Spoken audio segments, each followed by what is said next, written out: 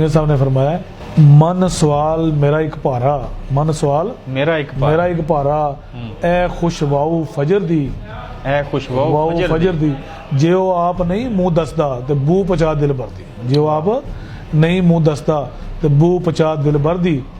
मैं आशिक बेसबर बंदे नू, मैं आशिक बेसबर बंदे नू चित नहीं जे लांदा, आप कुठी दे सिर ते नहीं, आप कुठी दे सिर ते नहीं ते कदम मुबारक पांदा। जां हो जावी मेरे वल्लों, जां हो जावी मेरे वल्लों, फेर पिया दे जाई, खिदमत करी सलाम पहुंचाई, आखी दे दुआई, खिदमत करी सलाम पहुंचाई, आखी दे दुआई। फेर गियूं ते चाह लियावी, फेर गियूं ते चाह लियावी, तूड़ उन्हां दे दर दी, सुरमा पावा नैन सुहावा, लायक होवां बसर दी, देखने के काबिल हूं, सुरमा पावा नैन सुहावा, लायक होवां बसर दी। हिजर फराक तेरे ने कीता, हिजर फराक तेरे ने कीता, मैं होला एक कखू, लखां कख उडारे वाऊ, ए भी जान एक लखू, लखां कख उडारे वाऊ, ए भी जान एक लखू।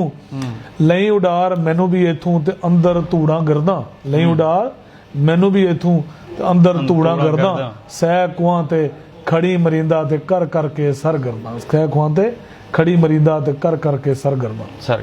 सुभान अल्लाह, बहुत प्यारा कलाम है, इसकी आपने डेफिनेशन भी बताई।